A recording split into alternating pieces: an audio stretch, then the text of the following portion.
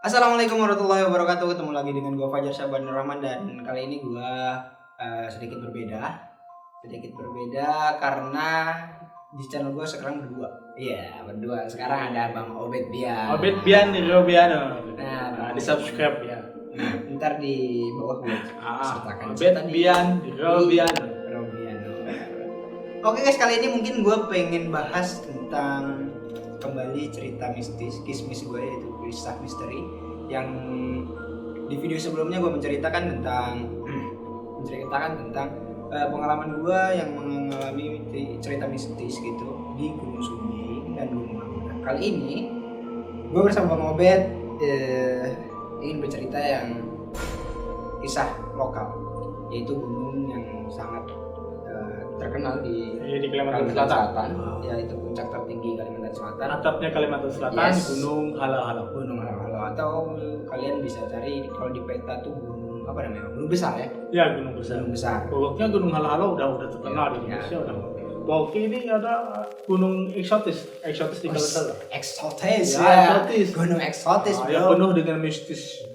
Oke. Mungkin kalian semua bagi para pendaki di gunung-gunung Jawa mungkin banyak gangguan-gangguan atau itu mungkin sudah wajar ya di pendakian, di perjalanan ataupun mungkin. Dan Bang Red sendiri mungkin pernah mengalami Bang di Gunung Halau Ya, apa gitu?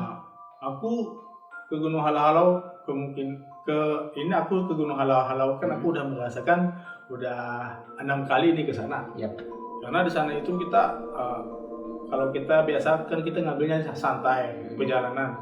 Santai itu kebanyakan kita selama 5 hari PP. Yes. Baru kita bisa pulang.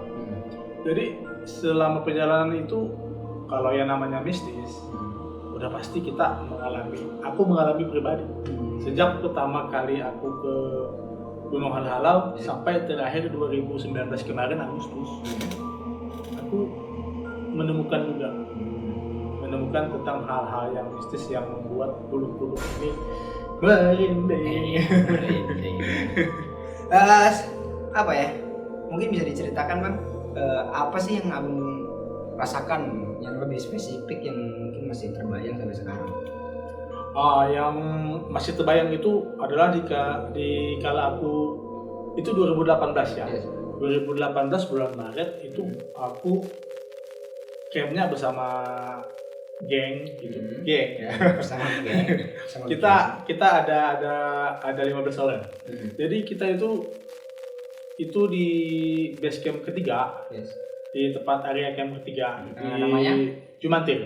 Ya. Ya, Jumantir.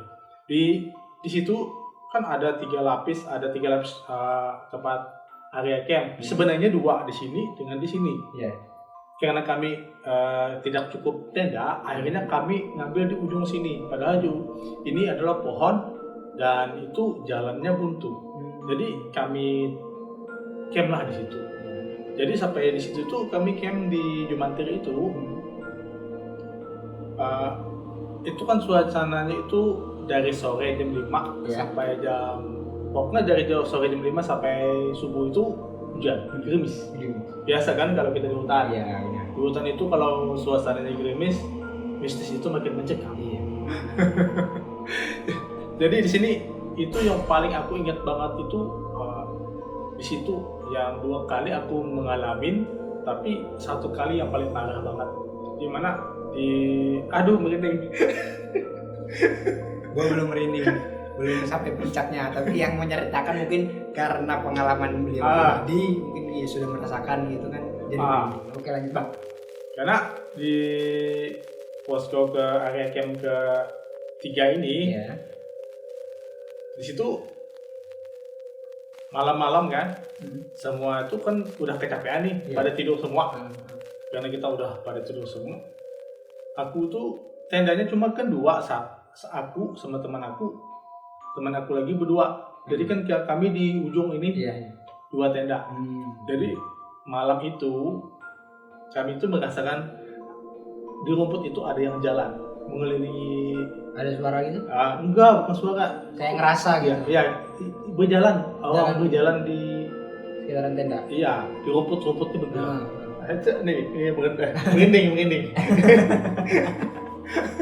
Aku merinding. Jadi begini, ini pas sudah 3 kali kan aku tuh nggak bisa ketidur karena tidak bisa tertidur. Jadi di situ tuh aku bilang dalam hati ya, teman aku ini sudah entah tidur atau enggak sih, Bang Hendra. Di situ tuh pas aku mulai benar-benar gelisah, udah 3 kali 4 kali bolak mengelilingi, bayangan itu ada sih, cuma pas merinding. Benar-benar merinding semua. Jadi begini, pas kita sudah aku merasakan udah makin mendekat kan mereka jalannya itu kan memutar mengelilingi tenda. Jadi sudah semakin mendekat pas di ujung tenda kan kepalaku di sini. Jadi di tenda ini tendanya itu langsung aku gepuk. Blok. Kan berbunyi kan blok. Pokoknya setelah aku asli coy, ini asli sih merinding ini. Diri semua beneran. Merinding. Jadi pas setelah aku ini ku geplek tenda tadi kan berbunyi, pas di situ tuh kemudian ada sinyal balasan dari luar, plak. Aku langsung terkejut. Pas terkejut itu aku langsung mataku itu langsung otomatis langsung tertuju ke pintu tenda. Pintu tenda itu kan 2 lapis. Jadi kami karena panas kami pakai tirainya aja. Jadi kan kalau pakai tirai kan kelihatan keluar. Kelihatan. Jadi pas setelah di sinyal balasan ditepuk tadi kan, mataku itu langsung ke depan tenda, ke pintu, ke tirai itu. Ternyata di situ duduklah perempuan rambut panjang tanpa wajah. Anjing, gua baru merinding. Asli ini gua baru merinding. Jadi di situ kan setelah dia mandang itu aku nggak bisa berkutik lagi kan. Aku cuma bisa memandang. Tapak pokoknya terkagum lah. Gimana? Pas kita terkejut, kaget terkejut. Pas setelah itu tuh ya hantunya ini menghilang seketika. Ya, pas seketika menghilang, aku baru tersadar. Baru lemah. Lega.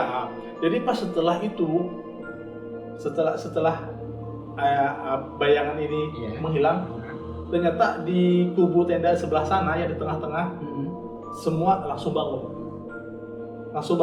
Ternyata playset yang sudah berdiri, padahal playset ini kan berdirinya udah tegak, udah benar-benar di tali. Kalau digoyang kan nggak bakal roboh. Ternyata playset di sebelah itu langsung jatuh dan merobohkan ke tenda. Jatuhnya ke tenda. Jatuhnya ke tenda dan air pun plak langsung. Iya sih, itu pasti lagi gerimis-gerimis. Ya, gerimis-gerimis. Kan air terbenung di playset. Ya, bukan. Padahal playsetnya itu kan kita sudah bentuk kayak gini kan. Air itu harus jatuh kan. Seharusnya. Tapi kenapa air itu tiba-tiba aja jatuh ke sana? Itu setelah kejadian ya aku melihat yang siluman tadi ya. Jadi di sana akhirnya pas setelah itu kami sama-sama sampai pagi kita tidur lagi. Sampai pagi. Tidak tidur lagi sekitar jam 2 pagi. Jam 2 pagi. Kok masih merinding nggak? Sama tadi gue sih Pak, pas merinding pas Bang Obed tadi bilang kalau bahwa itu yang mulai ada balasan yang beliau balasan mukul tenda tadi ya. Sinyal balasan. Mukul tenda terus ada balasan dan mata beliau langsung tertuju ke pintu tenda yang memang Bang Obed sendiri sengaja tidak menutup dua-duanya kan? Enggak, kami kan cuma tirainya aja kan. Agar menghalau nyamuk. Jadi di situ dan nggak panas di dalam tenda gitu kan. Jadi perempuan itu tanpa wajah, seolah-olah dia tuh menatap aku. Jadi di situ tuh, aku bener-bener pokoknya terkejut lah. Jadi sampai akhirnya pagi menjelang baru kami cerita sama Bang Hendra. Tadi malam ngerasain nggak? Aku ngerasa sih Bang, tapi aku ngantuk. apa namanya, takut terkalahkan dengan ngantuk. Kalau temannya mau ngomong tadi Bang Hendra namanya ya.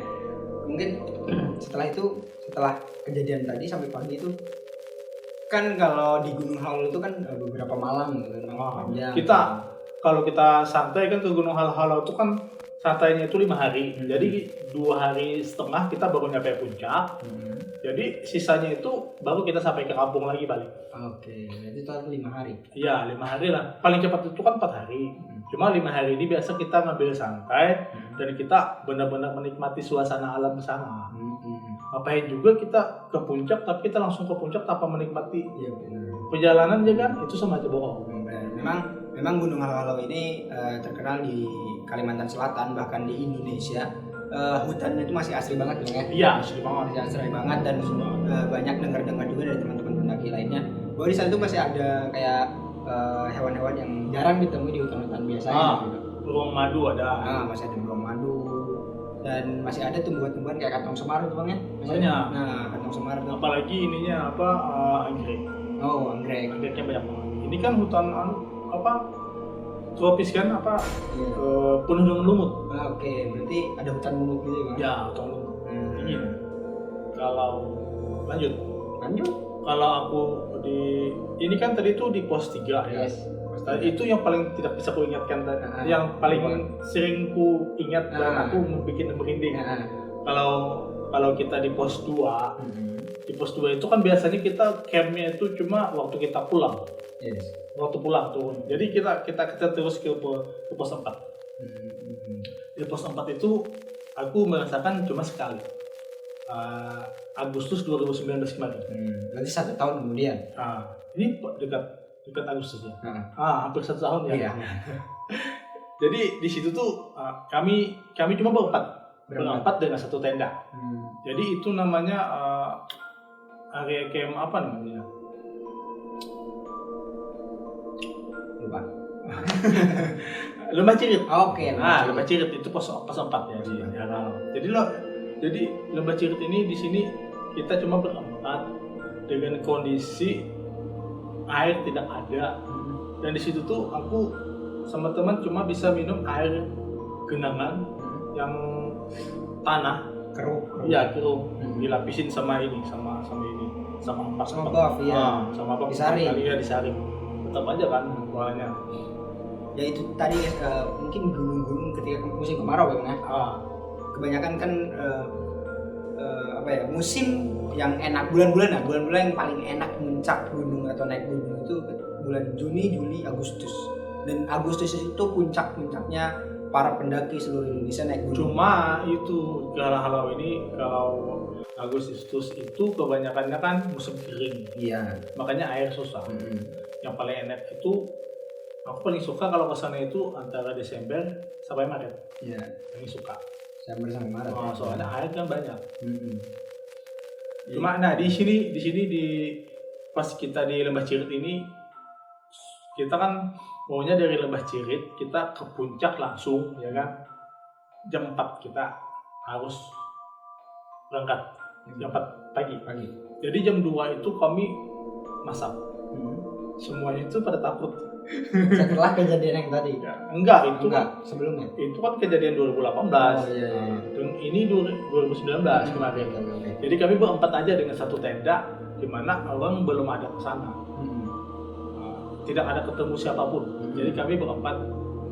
Jadi satu-satu keluar teman aku.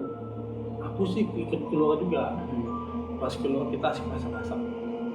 Asik masakan kita buat menu biar kita ke puncak nanti enak.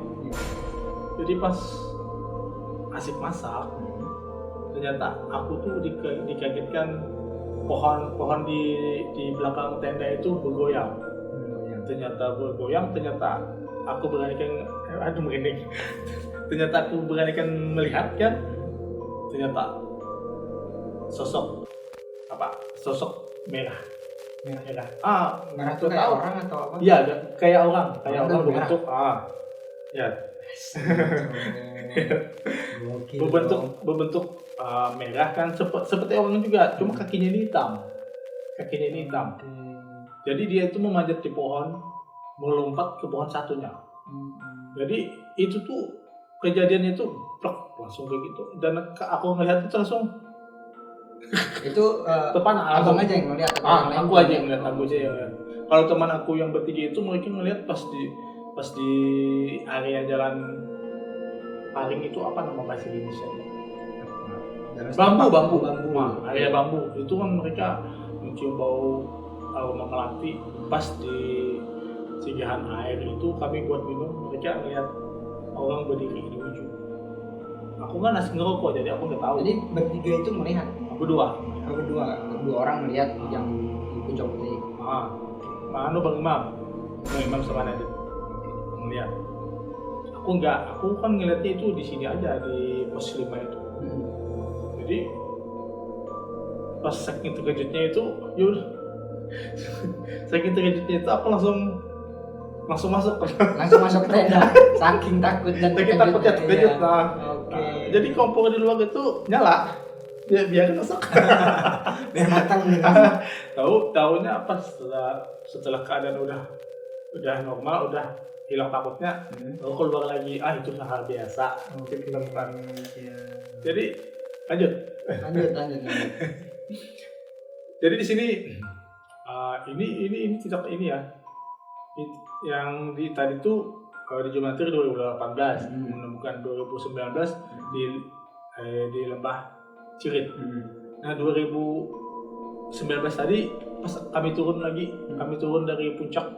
Kami kan kalau turun dari puncak itu langsung ke pos 2. Jadi di pos 2 ini kita camp. Biasa kalau di pos 2 itu kan ada 2 area. Di mana di sini area bambu, di depannya itu air terjun. Oke. Dan di belakang di sebelah sana adalah area tempat ada pendopo. Aman itu. Jadi kami tuh yuk kita coba camp di sini. Coba pos 2 itu ya. Di situ aku 2 kali. 2 kali. 2 kali aku dalam satu hari 2000. Oh iya 2 kali dalam 1 tahun. Kemarin itu setelah Lebaran 2019. Lalu itu kan bulan Juni ya. Nah, lalu bulan Agustus aku kesana lagi. Campnya di situ juga. Dan dua-duanya di situ kalau bulan Juni itu aku bulan Juni 2019 itu aku karena legendanya itu kan apa raksasa di situ kan.